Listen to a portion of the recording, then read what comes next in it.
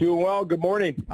Good morning to you. Hope you and your family are getting ready for Thanksgiving. It's going to be busy, though. You got a Thanksgiving Eve tilt against the Sabres, and then you have a Black Friday matinee against the Edmonton Oilers at Capital One. So it's going to be a busy next 3 or 4 days for you.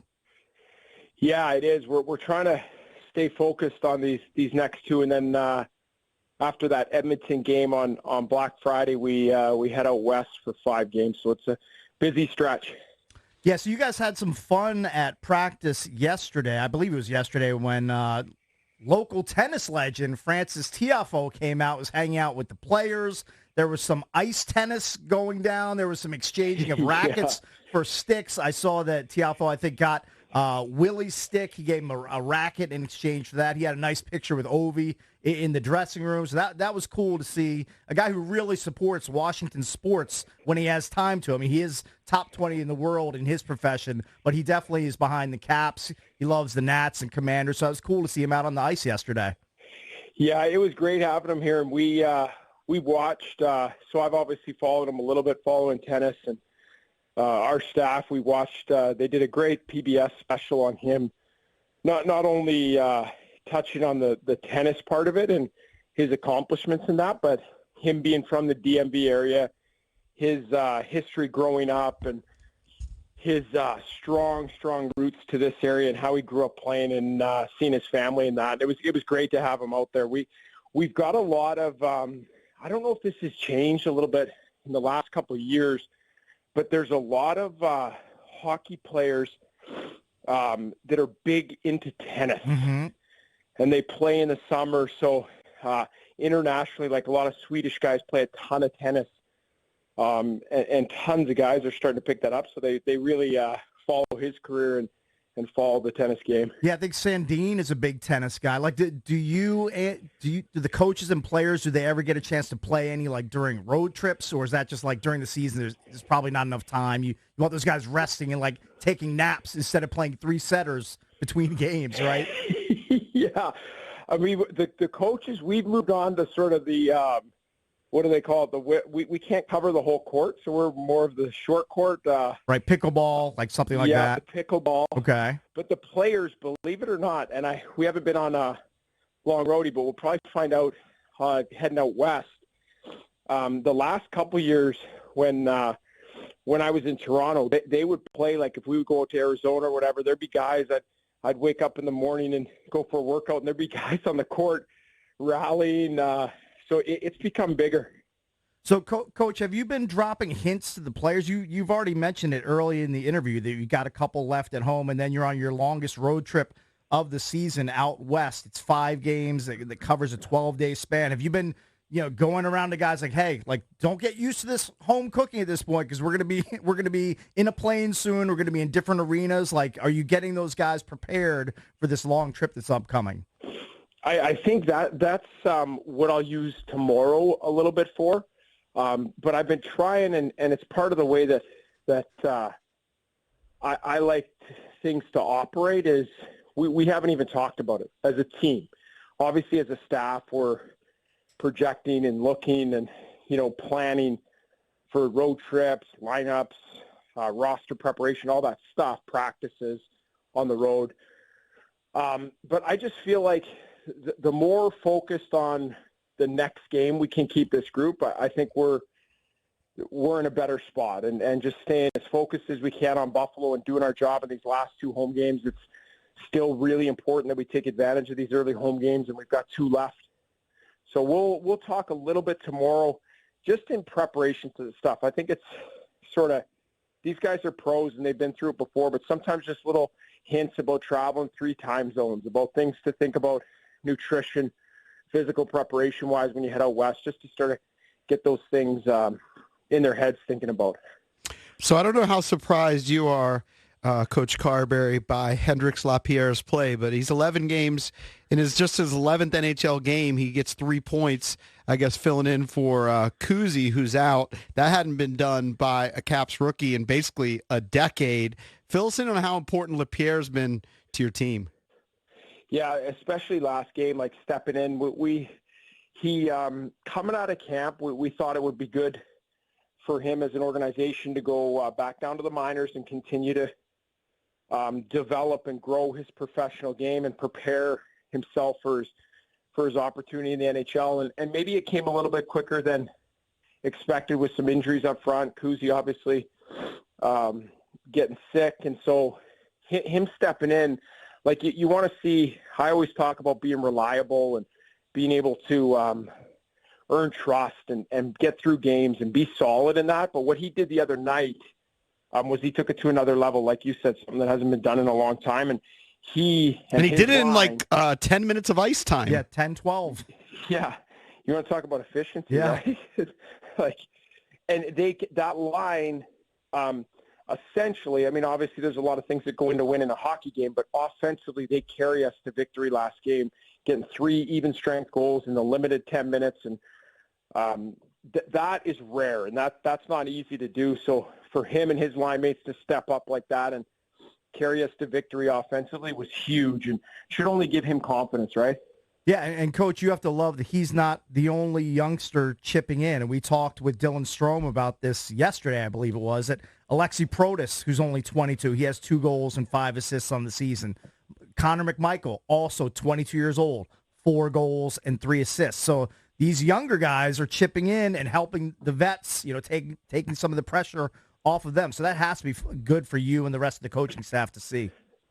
1,000%. And Beck Mallenstein, like you can go down the list. Mm-hmm. I even consider Sandin, Alexiev, Johansson has given us solid minutes on the back end, maybe not point production-wise, but given us solid, reliable minutes.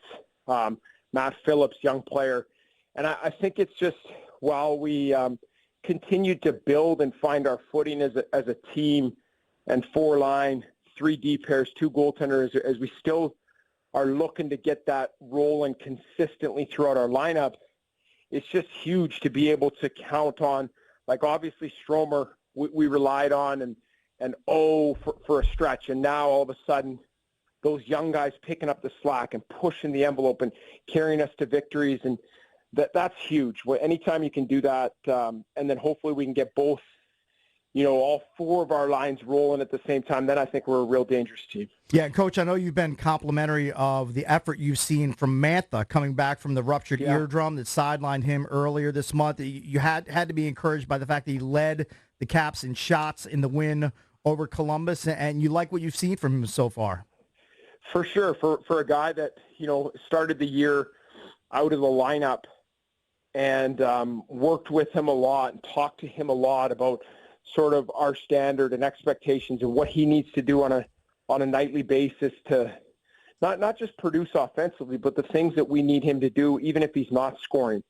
And that I give him a ton of credit because he didn't sulk, he didn't pout, he waited for his chance, he put the work in, and then when his opportunity to get back in the lineup, he slowly chipped away and took advantage and earned more opportunity, earned more ice time, and did a little bit more each game with the opportunity. Then he breaks the seal offensively, scores a couple goals, makes a couple of real high-end offensive plays, which he has the capability of doing.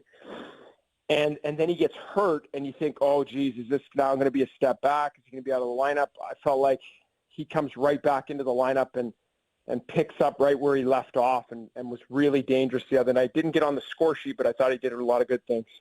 Talking to Coach Spencer Carbery, head coach of the Capitals. He's presented by the Centers for Advanced Orthopedics. More location, more advanced care centered around one thing, you. Visit CFAortho.com.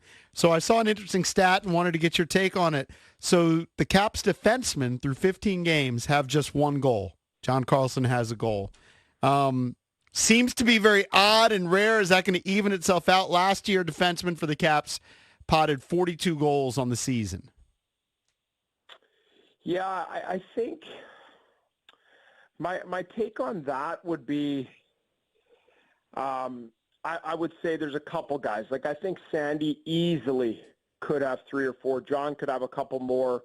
Reimers had some good looks. Like I don't think if you look at our decor, I don't think we're going to be a juggernaut back there in terms of goal production. I think with the departures of Orlov, like some of those players that's more their MO. but I wouldn't say it's concerning and something that I'm really pushing Joel Edmondson, Nick Jensen, Van Riemsdyk, Johansson. Like, their strengths are in different areas. So not that they can't chip in or won't chip in, but just more so it's not a focus for me. It's not something that, hey, we need to finish on these opportunities. It's more about what their specific skill set really helps us with, and that's defending well, breaking pucks out, making good puck decisions. And so I feel like that's more of our makeup as a group. Sandine, Carlson for sure need to chip in a little bit, but the overall group I'd say is a little bit different. Coach Carbs, do you get an eye twitch or some other facial tick whenever a coach's challenge comes up in game at this point? Washington has basically lost 7 goals already, 5-4 and 2 against the challenges. That's 4 more than the next team. So when you see that happen in game, you're like, oh, no, we're going to get robbed of a goal again. Like, take us through that. I'm not starting my head coaching tenure off very successful in that department. I can tell you that. Yeah, it's been odd, and the thing is too is like they've been a lot of close ones that I felt like could have gone our way, and they're like those ones that are essentially 50-50. Like, you could see them going either way.